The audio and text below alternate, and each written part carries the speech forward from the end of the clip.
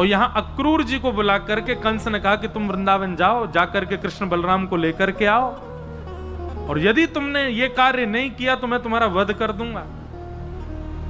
अक्रूर जी बोले, कहीं पूतना, अघासुर, बकासुर, धेनुकासुर की तरह मथुरा से आया हुआ मुझको जान करके कृष्ण मार ना दें। ये भी मथुरा से ही आया, इसको भी मारो। लेकिन तभी अक्रूर जी के मन में आया, कंस के हाथों से मरना अच्छा, मैं उनके हाथ से ही मर जाऊंगा। और अक्रूर जी वृंदावन की ओर निकल पड़े। यहां नारद जी वृंदावन पहुंच गए और ठाकुर जी को एकांत में पकड़ करके कहा, बोले ये सब क्या कर रहे हो ठाकुर जी, आप रास विहार कर रहे हो, चोरी माखन की कर रहे हो, ग्वाल बालों के संग किलोल कर रहे हो, आनंद कर रहे हो, कंस को कब मारोगे आप? कंस का वध करना है, उसके बाद द्वारिका की स्थापना करनी, 16,108 विवाह करने, महाभारत का युद्ध करा के पूरे विश्व को गीता का ज्ञान दे करके और सब व्यवस्थित करके धर्म स्थापित करके पुनः आपको वैकुंठ आना है।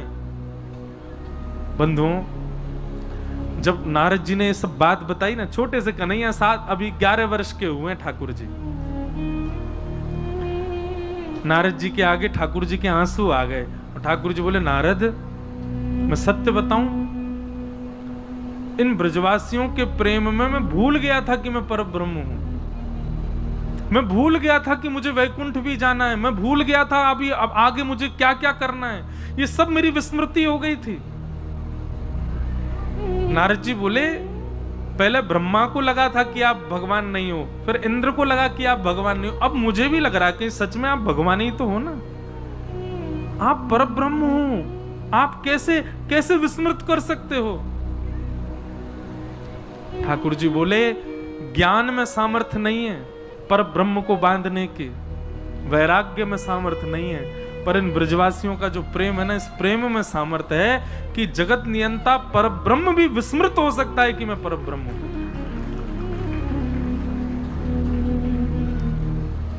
वो प्रेम क्या, जिस प्रेम से आप सामने वाले की उपाधियों को उसके चित्त में नष्ट ना कर दो।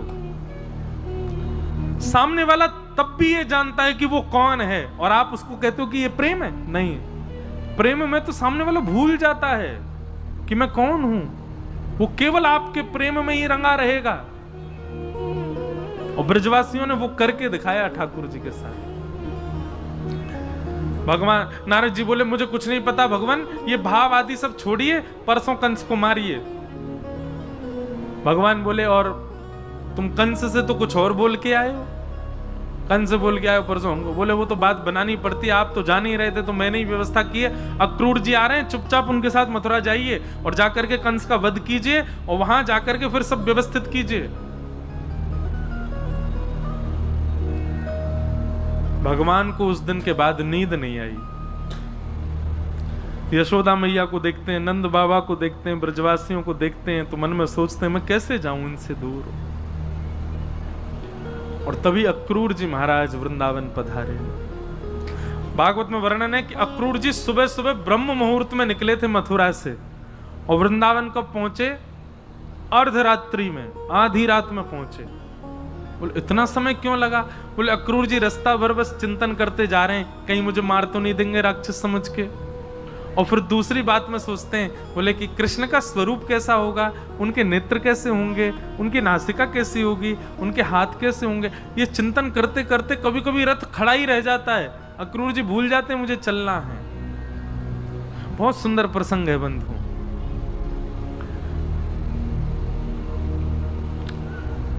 ठाकुर जी को ब्याह करना है आज। भगवान अक्रूर जी वृंदावन पहुंचे और वृंदावन जाकर के उन्होंने समाचार दिया कि मथुराधिपति कंस ने आपके दोनों पुत्रों को पुरस्कृत करने के लिए बुलाया है। अब ये बात सुनकर के नंद बाबा आदि कुछ बड़े बुजुर्ग तो प्रसन्न हुए, हमारे लालान को पुरस्कार मिलेगा। लेकिन ब्रज के समस्त प्रेमी ब्रजवासी और यशोदा मैया को जैसे ये बात पता चली कि लाला मथुरा जा रहे हो कंस के पास, ये सुन करके सब दुखी हो गए, रुदन करने लगे। सबको रो तो देख ठाकुर जी आए और ठाकुर जी आके क्यों रो रहे हो आप लोग? बोले, लाला तू मथुरा जा रहे हो, कंस के पास जा रहा है। भगवान बोले 3 दिन के काजी तो जा रहा हूं, कल जाऊंगा, परसों रुकूंगा, बाकी अगले दिन तो आ जाऊंगा मैं, और कल जाऊंगा परसों ही आ जाऊंगा, 2 दिन में ही आ जाऊंगा मैं तो। सब ब्रजवासी बोले लाला हम तेरे बिना एक क्षण ना रहे, आज तक जब से तेरा जन्म भयो है ऐसा कोई वृंदावन ब्रजवासी नहीं जिसने ठाकुर जी को नित्य निहारा ना हो। बोले लाला जे 2 दिन हम कैसे रहेंगे। ठाकुर जी थोड़े रूठ गए, बोले दुनिया के बालक घूमबे जामे, मोह तो ऐसा लगे तुम सबरे मुंह को घर में ही बुढ़ो कर लोगे या ब्रज से बाहर ही ना जान दोगे। अरे मैं तो बालक हूं, मेरा तो मन करे बाहर जावे को, मेरा तो मन करे घूमबे को, अरे कह दे ना परसों आ जाऊंगा, अब रोका ही को रहे हो।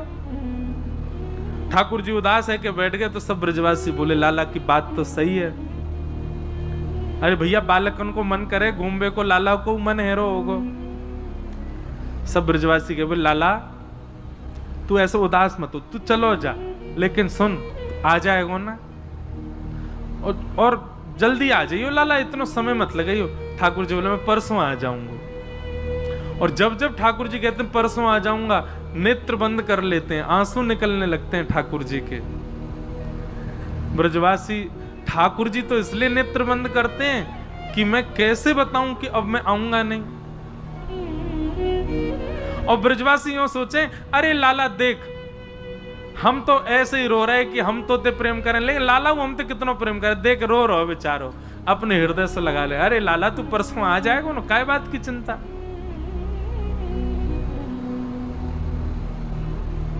रात में यशोदा मैया के भुजा को तकिया बना करके ठाकुर जी यशोदा मैया के हृदय से लिपट करके सो रहे हैं। आंसू आ रहे हैं, बार बार यशोदा मैया के तन की सुगंधी को भीतर लेते हैं। बोले मैया मैं कैसे बताऊं कि अब मैं कल चलो जाऊंगा फिर कभी नहीं आऊंगा।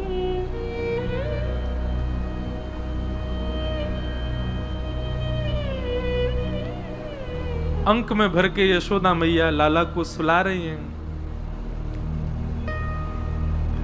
और बार बार यशोदा मैया सूर्य नारायण को स्मरण करके कह रही हैं, हे सूर्य नारायण।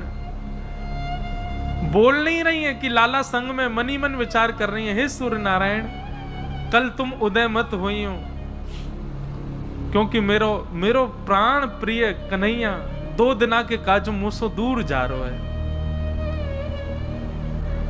ठाकुर जी अपने आप को रोक नहीं पा रहे हैं कि मैया तो यूं सोच रही है कि मैं 2 दिना के काजे जा रहा हूं, और वाके काजे सूर्य नारायण से प्रार्थना कर रही है कि प्रकट मत हो, कहीं लाला चलो नहीं जाए। मैं कैसे जाऊं व्रत छोड़ करके।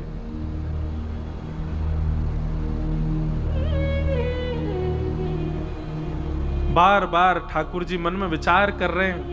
ठाकुर जी ने नेत्र बंद करके यशोदा मैया के अंग में भरे भरी ब्रह्मा जी का स्तवन किया, शंकर जी का स्मरण करके सब देवताओं का स्मरण करके कहा किसी में यदि भाव हो तो वैकुंठ की पदवी संभाल लो, किसी में भाव हो तो वो परब्रह्म बन जाओ, मोह या ब्रज से दूर नहीं जानो, मैं सदा या ब्रज में ही रहना चाहूं। अरे भैया या संसार को कोई और संभाल लो, मेरे बस की बात नहीं है, मैं अब इन ब्रजवासीन के प्रेम में बंध चुका हूं, मैं ना ही जा सकूं यहां से दूर।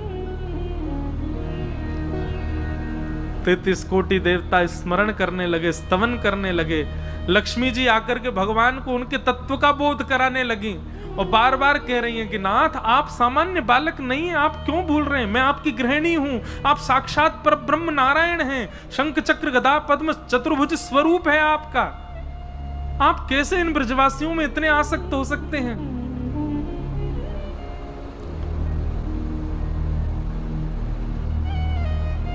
पर ठाकुर जी स्वयं को रोक नहीं पा रहे।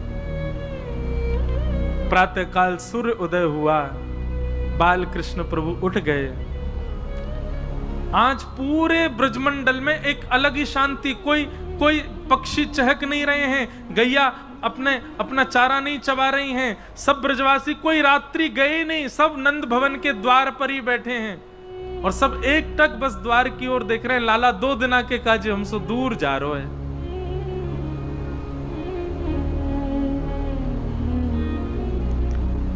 ठाकुर जी नहा धो के तैयार भये। आज अलग की एक अलग प्रकार की सुस्ती है ठाकुर जी के मुखमंडल पर, कोई सो नजर नहीं मिला पा रहे हैं। जैसे ही नंद भवन से बाहर निकल के आए, जहां तक दृष्टि जा रही है सब ब्रजवासी खड़े हैं और सब ब्रजवासी हाथ जोड़ करके कह रहे हैं, लाला तू परसों आ जाएगा ना? ठाकुर जी कह रहे हैं, हाँ मैं परसों आ जाऊंगा। और ज्यों ज्यों ठाकुर जी चरण आगे रथ की ओर बढ़ा रहे हैं अक्रूर जी के साथ, एक एक दो दो ब्रजवासी मूर्छित हो करके गिर रहे हैं, ठाकुर जी को जाते देख नहीं पा रहे हैं। तभी पता नहीं क्या हुआ, अक्रूर जी के मन में आया कि ठाकुर जी यहां से ब्रजवासियों से मिल रहे हैं और ये सब ब्रजवासी इस भ्रांति में हैं कि 2 दिन में ठाकुर जी आ जाएंगे, मुझे सत्य बता देना चाहिए, सबको बताऊंगा ये तो उचित नहीं।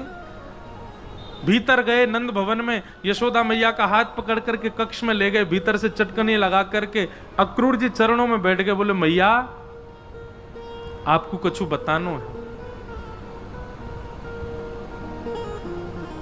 और अक्रूर जी ने सब बात बता दी, कैसे वसुदेव जी ने अपनो लाला आपके यहाँ लाके सुलाए दियो, आपकी लाली ले जा करके कंस को दे दी, यही बालक सुरक्षा के लिए 11 वर्ष आपके यहाँ रहा, अब ये बालक पुनः अपने माता पिता के पास जा रहा है, या की माँ आप नहीं है, या की माँ देवकी मैया है, वो 11 वर्षों से कारागृह में बंद हैं, ये वसुदेव जी को लाला है। ये बात सुनकर के यशोदा मैया का तो मानो रक्त ठंडा पड़ गया, एक शव के भांति शरीर, पलक नहीं झपक रही है, नेत्रों से आंसू गिर रहे हैं, कोई मुखमंडल पर किसी भी प्रकार का आव भाव प्रकट नहीं है, और चरणों में प्रणाम। तो कोई को सत्य पतो चले यहां पर, इसलिए आपको बताया है, अब मैं जा रहा हूं, आपके बालक को कुछ नहीं होगा, ये परम सुरक्षित रहेंगे मथुरा में। और ठाकुर जी को रथ में बैठा, ठाकुर जी को नहीं पता कि अक्रूर जी ने मैया को सब बता दिया है। जैसे ही रथ आगे बढ़ने लगा, रथ के चाल बढ़ने लगी, सब ब्रजवासी आर्तनाद करने लगे, रुदन करने लगे, श्याम सुंदर कह करके रोने लगे। यशोदा मैया को चेतना आई, मेरो लाला जा रो है, हमेशा के काज मुझसे दूर जा रो, एक बार जाके मिल तो लूं वासों।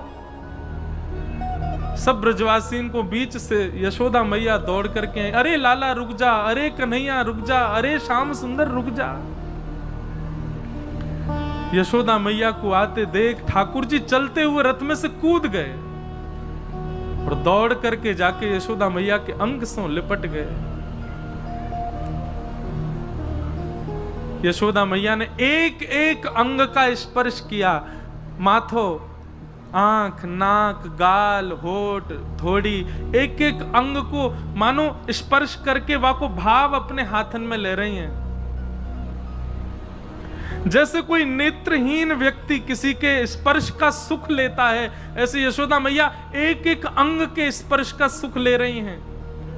और अंत में ठाकुर जी के चरण छूते छूते मानो जैसे दंडवत कर रही हूं। ठाकुर जी लेट गए नीचे, बोले मैया जी कहा कर रही है तू? यशोदा मैया रुदन करते हुए बोली, लाला तेरी स्मृति अपने हाथन में ले रही हूं, क्योंकि अब या के बाद तो तू मुझको छुवे को कभी मिलेगो नहीं, मुझको सब पता चल गया, तू मेरो लाला नहीं है, तू तो देवकी को लाला है। मुझको अक्रूर ने आके सब बताई दियो। लाला ठाकुर जी को जैसे ये बात पता चली स्तब्ध हो गए, नाथ की मैया को क्यों बताया किसी ने? यशोदा मैया बोली, लाला मैं तो को रोकूंगी नहीं, लेकिन तो सो 2 वचन चाहूं। कहा, बोले पहलो वचन कि तू कभी मेरी शिकायत मत करियो देवकी सो, कि माखन खावे के पीछे मुंह को बांध दियो, मटकी फोड़वे के पीछे मेरे पीछे छड़ी लेके यशोदा भागी, ये सब बात कभी देवकी को मत बताइयो। और दूसरा वचन, तू जीवन भर देवकी की सेवा करियो, वाकई नेत्रन से कभी दूर मत जाइयो, क्योंकि मैं तो सह लूंगी लेकिन देवकी ना सह पाएगी तू दूर गयो तो। दूसरा वचन ये चाहिए, लाला तू जीवन भर देवकी के संग रहियो, पर काउ दिना यदि तो को खबर मिले कि वृंदावन में यशोदा मैया अब मरणासन अवस्था में हैं, मृत्यु को प्राप्त है वे वारी है, बस वास समय मेरे पास आ जाइयो लाला, मैं प्रतीक्षा करूंगी, अपने प्राणन को रोक के रखूंगी, जब तू सामने आ जाएगा तू को देख लूंगी, तेरे हाथन को स्पर्श कर लूंगी, तब प्राण निकालूंगी, बस मेरे अंतिम समय में मेरे सामने आ जाइयो लाला। ठाकुर जी बहुत रोए, मैया को हृदय से लगा लिया, बोले मैया मैं जीवन भर तेरो ही सुत कहाऊंगो ना लाला, तू बचपन में खूब कहतो कि मैया तू नाराज है जावे, मैं तो नंद बाबा को लाला हूं तेरो ना हूं, वास में भी मुंह को व्याकुलता है जाए, पर आज अक्रूर ने आके बताई कि तू देवकी को लाला है, मैं पता ना क्यों जीवित हूं अभी तक लाला, ये निश्चित ही मेरे अंदर मातृभाव की कमी होगी, नहीं तो मेरे प्राण निकल जाने चाहिए। जा लाला सदा प्रसन्न रहियो, खूब राज करियो, तेरो ब्याह होएगो, खूब बढ़िया बहू आवेगी, बस या मैया को कभी भूलियो मत, अंतिम समय में मेरे पास आ जाइयो, और इन ब्रजवासीन को मैं देख लूंगी, इन सबन की चिंता मत कर, तू आगे जा अपनी मैया और अपने पिताजी के संग आगे को खूब सुंदर जीवन जियो, मेरो खूब आशीर्वाद। और ऐसा कह के यशोदा मैया वहीं मूर्छित हो गए।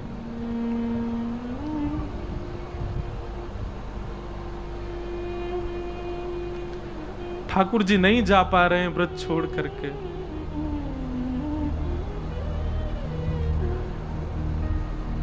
नंद बाबा आकर के लाल जी को संभाल रहे हैं, बोले लाला चल विलंब है रो है। सब ब्रजवासियों ने आकर के यशोदा मैया को उठाया, ठाकुर जी रथ में बैठ गए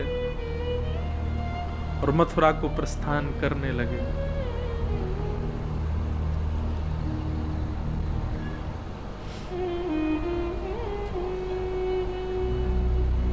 कान्हा तेरी जोहत रह गई बात,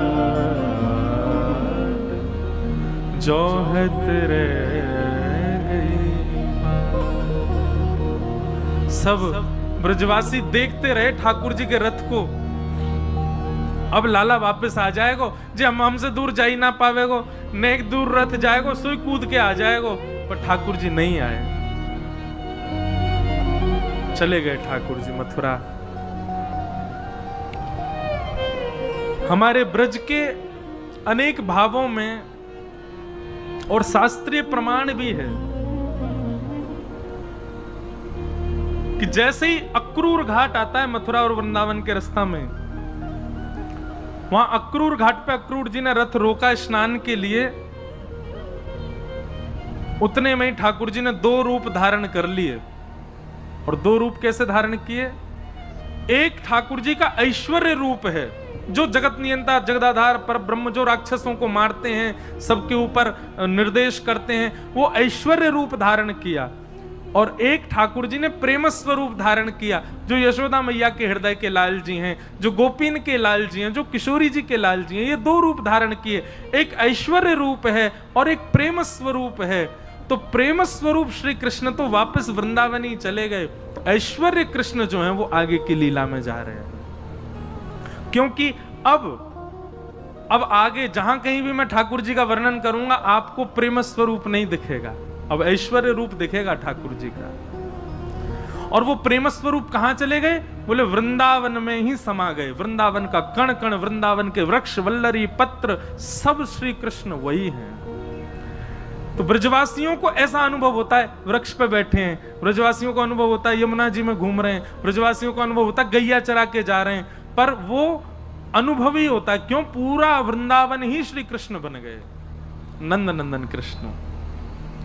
वृंदावनम परित्यज्य पाद मेकम न गच्छति, एक पैर भी ठाकुर जी वृंदावन से बाहर नहीं रखते कभी भी।